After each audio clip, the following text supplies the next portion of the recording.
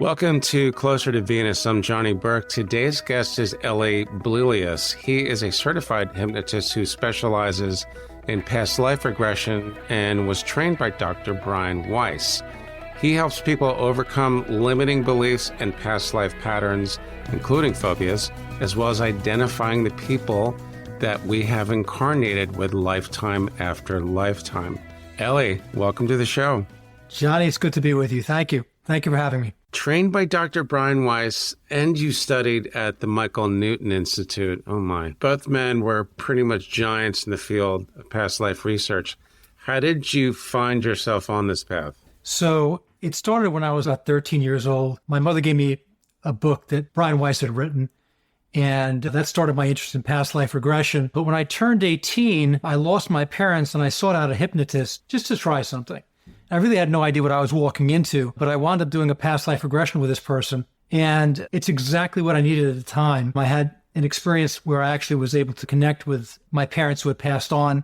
And it was a very, very emotional experience for me, but one that was very healing as well, too. So that left an impression on me, as you might imagine. And later on in life, when I had an opportunity to study hypnosis and then eventually study past life regression and life between lives regression, I took that opportunity and it became my life's calling. Okay, so your first experience or foray into that realm was as a sitter, as a subject, not a practitioner. Correct. This is a very touchy subject, obviously. I had no idea that you lost your parents and did a past life regression and actually made contact. What was it like, and was there some kind of evidential thing that came forward or came through that convinced you that was them? Yeah, there's a couple of things that came through. First of all, it was very, not just emotional, but a kinesthetic experience. When I say kinesthetic, feelings in my body that I didn't expect to experience during a past life regression.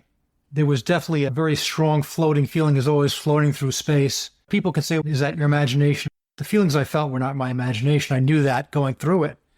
And then my father, during the regression, when I connected with him, referenced a specific ring that only he could have known about. We're talking about a confirmation. That was a confirmation for me. But when you're going through the experience and you're connecting at that level and experiencing what you're experiencing both kinesthetically and emotionally, it's a confirmation in and of itself. That's the best way I can describe it to you. Because it's one thing to see things, it's another thing to feel things in your body and to sort of emotionally experience what you experience. Does that make sense? Yes, and it reminds me of something. I don't know if we had a chance to talk about this before, but did you ever have any experience with mediums? Did you visit one? I've gone to a couple of mediums here and there. I have. I think there's an interesting parallel. Often people go to mediums to try and connect with loved ones like you did. I think the past life regression, maybe a parallel is not the greatest analogy, but still you can access things that you didn't know about or you didn't expect. And having gone to mediums, there's one that I can think of now, like she described in detail what my parents look like, things that nobody could have known unless she had some sort of contact with the other side and with them. On the same token, when you do a past life regression or a life between lives regression, you can connect on a level that sort of confirms for you that you're with those souls. So there is that definite parallel there. In fact, there are some mediums who refer clients over to me. And even if they don't refer them over to me, I get people calling me all the time saying, medium told me I had this past life, so I need to work through something. And even though they weren't referred to me directly or specifically, because they've had this experience with a medium. I think it's very appropriate that practitioners in different spaces like mediums and psychotherapists, psychologists, and so forth are actually starting to collaborate and refer people back and forth. I think we're going to see more of that, don't you think? I do. I'm seeing it more and more now, and I think it's only going to grow even more than that. I just think this is just sort of a need.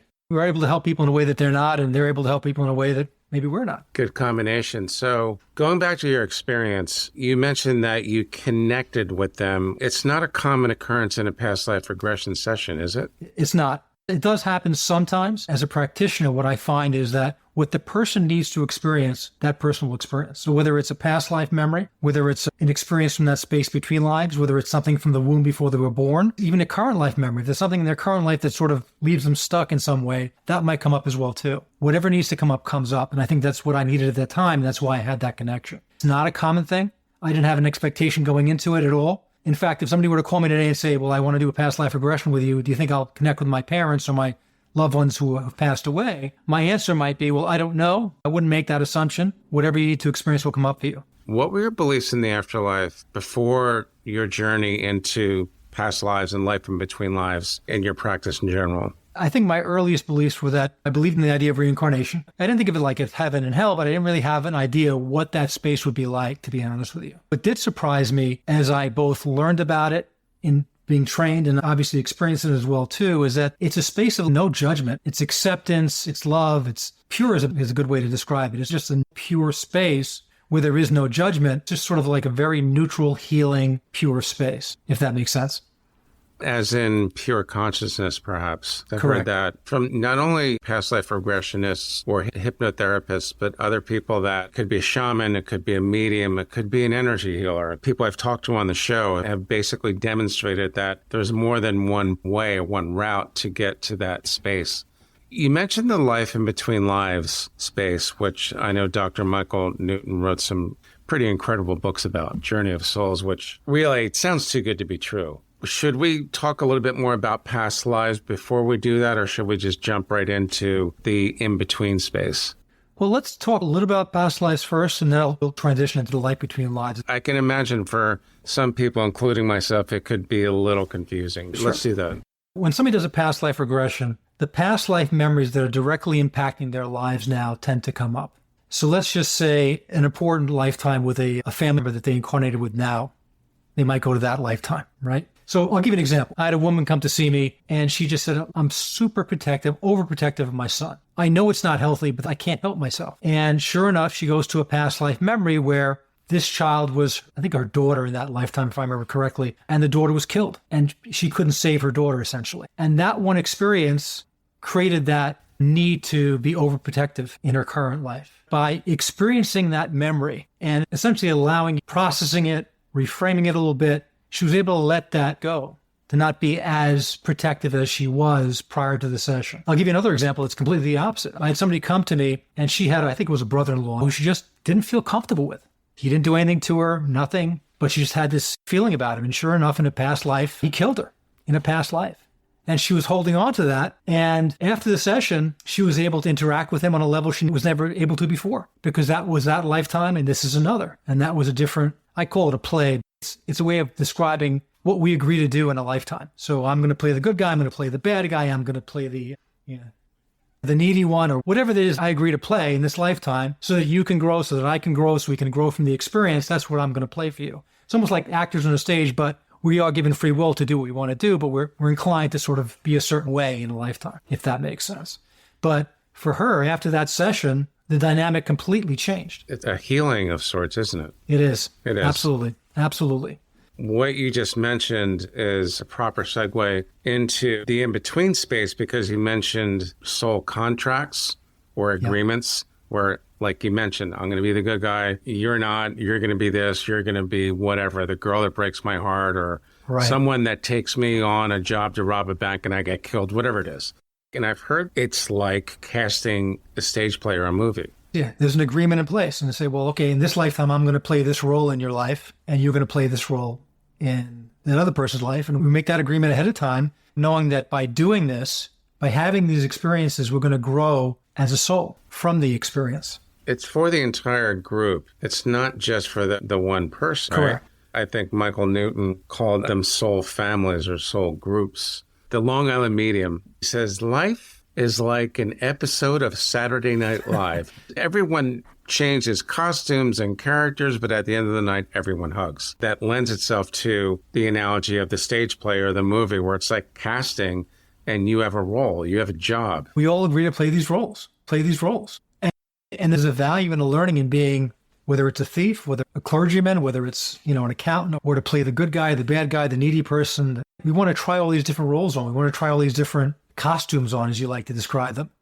And by wearing these costumes and playing these roles, we're learning and growing as a soul. Now, with your sessions, do you ever record them?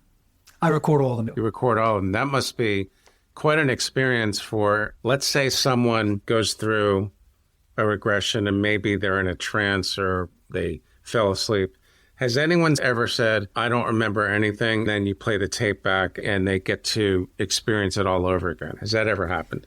It's only happened once. Most people remember what they experienced during the session. I will say that. It's really interesting to hear back from clients a couple months later, and they watch the video again because time has passed and they want to watch it. Then they describe to me the connections they made after the session. When I say connections, the realizations they came to. They've had some time to sort of soak it in, process what they experienced, the whole thing. So for them, it's an invaluable thing to have the video, even if they remember every single part, every single minute of the session. But I have had it. So for them, it's an invaluable thing to have the video, even if they remember every single part, every single minute of the session. It is rare, I'll say that, to have somebody speak in a different language, but I've had it happen a couple of times. I have heard of cases where someone went through a session and they said nothing happened. And then the therapist would play back the tape, the recording. Yeah. And sometimes their voice would change. And when I think about your experience, you were trying to figure out what happened to your parents, just like millions of other people, like what happened to my brother or my mom or a friend. And you had no idea that they were going to come through. But I've been told it's a genuine feeling, like it's unmistakable. It's like a recognition. It's hard to describe it any other way, but you automatically know this is who they are. It's almost like that familiar feeling you have when you see somebody, or you can even compare it to something you enjoy eating as a child, sort of like, oh my God, that brings you right back. But there's the recognition when you go into that space. Is it something like perhaps like a deja vu or? No, I don't describe it as a deja vu. I describe it more as like a loving connection. They're there to greet you, by the way, back. They are. Yeah, they are. There's actually a portion of each session, when I'm talking about life between lives now, where it's pretty common to have this whole family, soul group to greet you, essentially, welcome you back to that space after incarnating and having that experience on Earth. And they're so happy to see you. It's almost like a party in a way. They're so excited and so happy. And it's like seeing a long-lost friend. So it's the same idea, but of course to your family. And it's an even deeper connection. Everyone loses someone at some point. For the people that go through the grieving process, I don't think they can hear that enough. And it also reminds me of deathbed visitations, which happens obviously right before that. I've been told there's thousands and thousands of cases where someone's in hospice and they start talking to a deceased relative. I know that's not your line of work, but do you have any insight into that? How we know that's real and it's not the drugs or the morphine or anything that's actually causing a hallucination? There's no way for me to sort of confirm this for you, but it's my belief that this starts to happen even 6 months before somebody passes away, if they're ill. I'm not talking about if it's an accident. And it's interesting that you bring that up because I just lost my father-in-law a short time ago, and he was progressively getting weaker and weaker, but he started to have that experience more than 6 months before he passed away. When he was on any drugs, nothing like that, he would start to say people would come to visit him, sit on his bed. So my belief is it's almost like a preparation, letting you know, hey, we're going to be here for you. We're going to help you cross over. Help you cross over. And it may not be time now, but it will be soon time for you to do that. When that happens, we're going to be here for you. That's my belief anyway. It's actually a very common belief amongst hospice workers because they see it all the time. I know it happened with my mom. She was talking to my grandfather, asking my grandfather, would you like some more wine? I wasn't there, but my sister was there. And I thought people that are in that space, they'll tell you, yeah, it happens all the time. When you talk about preparation, I've never heard that before. That kind of communication happens months in advance. Do you think that has anything to do with the fact that the proverbial veil is getting thinner? Yeah, and there's a belief, which I subscribe to, that the veil is very thin, if there at all, when you're first born, and also as you prepare to transition from this life. So I do believe that's the case. So that veil is thinning at that point. And so you're able to connect with other souls, and they're there for what's coming. Maybe not part of this conversation necessarily, but I think hospice people do God's work. I just think the work that they do is amazing. No question. Just as a side note. That experience of the deathbed visitations, I think the more people that hear that this happens all the time, it's not the drugs, it's not their imagination any more than a near-death experiencer flatlines and watches the people in the operating room and can tell exactly what they did. How do you explain that? No, you don't. And just to that point for a moment, every single time I do a past life regression, there's a death scene as well, too. Okay. And without fail, they float out of the body and they watch what happens as they pass away, almost as if floating above and looking down. And they can describe who's there and all these different things. So they all have that in common. So they all float out of the body. And some hang around longer than others, but that's what they do. And initially they watch what happens. They see themselves pass away, who's there with them, what happens next, that sort of thing. So that's something that I see almost every single session. One of my guest speakers, a medium called Dr. Brian Weiss, a very cool guy, very experienced told me about a show called The Ghost Inside My Child, and many of these kids had not only past life memories, but they had memories of their death as well. That's got to be pretty heavy to watch, but again, how do you explain that? How does a 5-year-old kid know about a death that happened 40, 50, 100 years ago, where in some cases you can actually go back and verify if you're equipped to do the research? How do you explain that? Not that it's common, but it's more common than people realize. I probably get a call once every 6 months or certainly once a year with a child who has past life memories who's very young. And they can describe in detail their lifetimes, and who they were, what their name was, all these different details. The only thing I can guess is that they were allowed to continue to be unveiled, have the access to information for a longer period of time than people have it. And there must be a reason why they're doing that. And maybe it's because they want to be able to share that information with that lifetime. I don't know.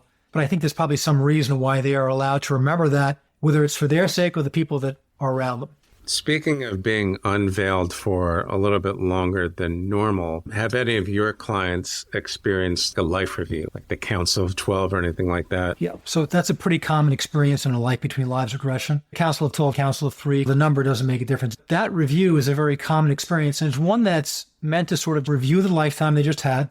Feedback. When I say feedback, it's not being judgmental, just saying this is some of the things that you encountered, these are some things you did, and your next lifetime, you'll respond a little bit differently to some of these types of experiences.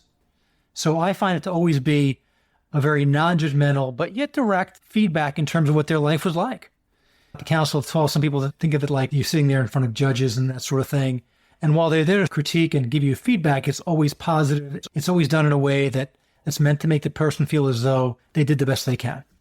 I've heard that from other people when they talk about the life review. Often it is as if someone is telepathically asking them, how do you think you did? Almost all communication in that space is telepathic, so it's just thought-based. It just sort of comes to you. Certainly, that's also a common question. How do you think you did? And what do you think about this experience? What do you think about what happened here? That sort of thing. Like between lives regression, you typically connect with your spirit guide pretty early on. You can have multiple guides, by the way, and most people do, but the primary guide is the one who usually comes with you to that review and is there with you to encourage you and to sort of listen to what's being said and hear what you have to say about your lifetime as well. I've heard of practitioners having a session and actually getting the information from that person's spirit guides or their own spirit guides rather than have a deceased person come through.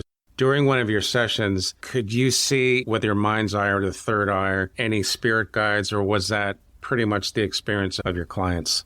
It's pretty much the experience of my clients, but I will say since I started doing this, I do get strong intuitions, and very often I'll ask questions that I don't know where the questions come from. They sort of just come to me, I just sort of ask, and they seem to be the right questions. So it's hard to explain what I'm saying to you, but essentially I'm intuitively getting information that helps me to sort of help my client through the process. I'd have the experience you just described, but that's the type of intuition that I get with the client. Whether it's a past life regression or a life between lives regression, what is the farthest back in time that you've gone with any of your clients? So the caveman years, certainly I've done that. Everything from ancient Egypt to Atlantis is common too. So yeah, you can go very, very far back. It's not always my goal to go so far back. It's about going to the lives that are impacting them now.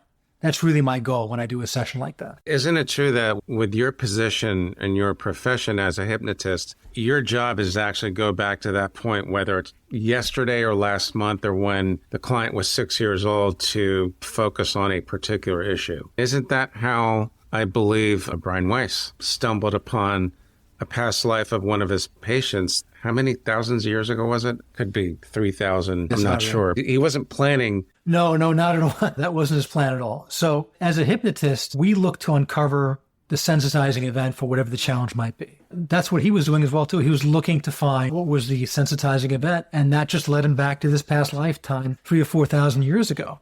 Just to give you an example, if I may, I work with someone who had a fear of thunder and lightning, and they went right back to a past life. The person who I was working with was a woman, but in that lifetime, she was a man, and she was in battle, hand to hand, and she was dying, leaning up against a tree, and there was thunder and lightning in the background. And that connection of dying with the thunder and lightning in the background created that phobia later on in life, which disappeared, by the way, after the session. Once you brought it up. Yeah, which was totally resolved. So the unconscious mind will take you to where you need to go in these sessions. It'll guide you to what is most beneficial for you to experience.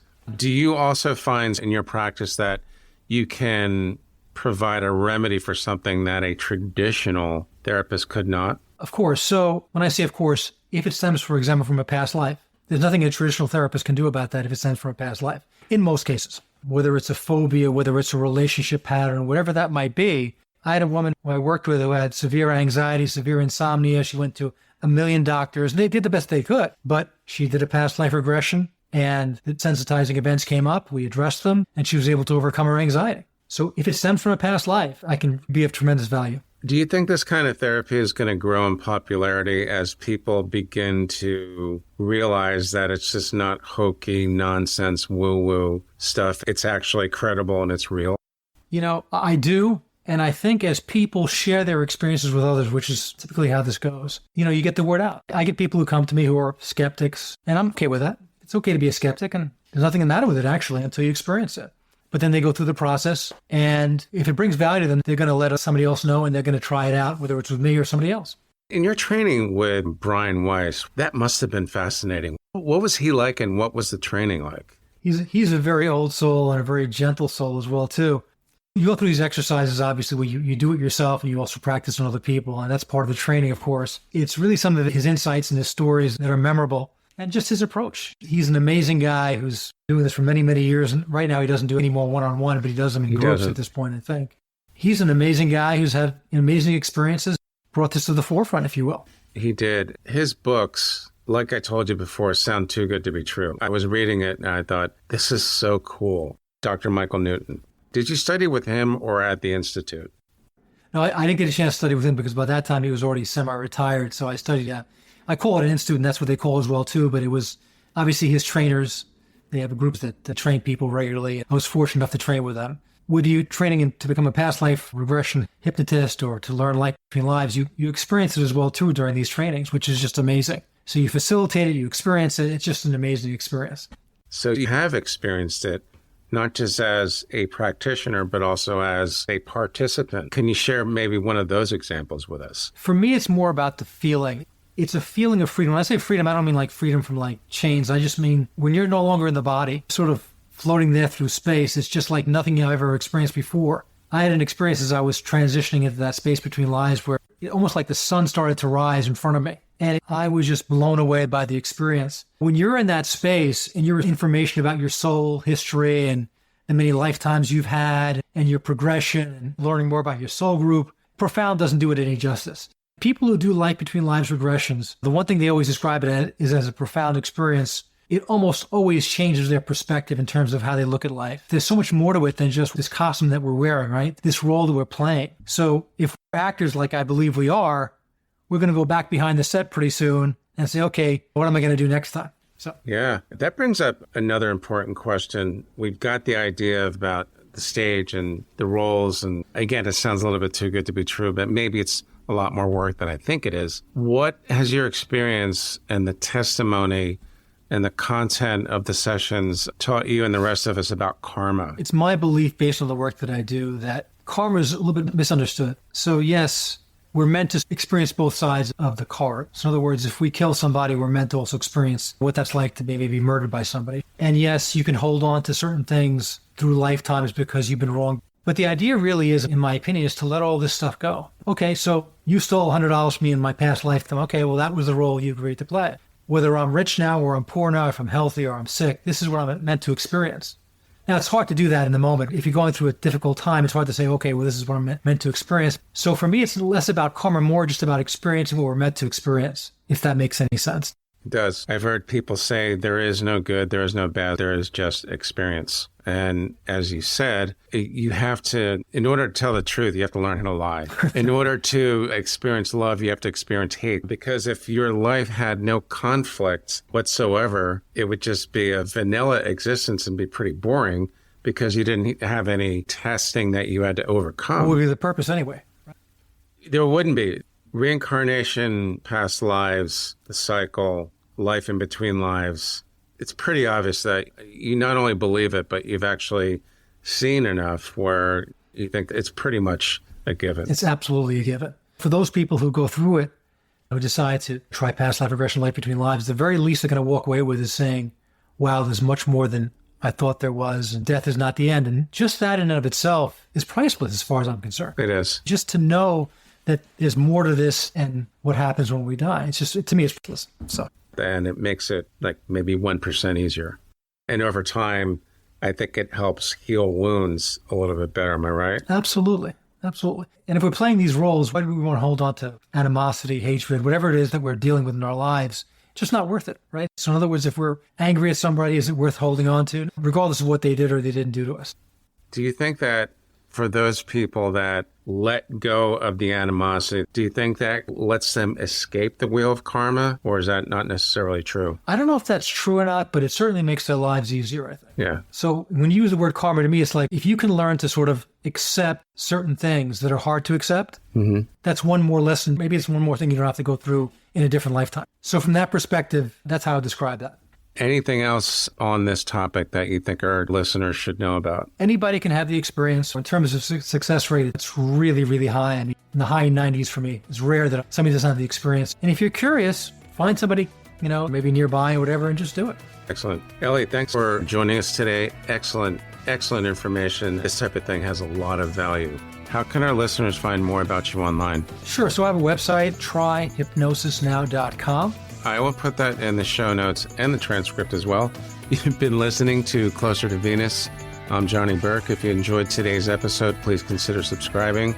You can also leave us a review on iTunes as well. For more info, please go to closertovenus.com. Thanks again for tuning in, and we'll see you next time.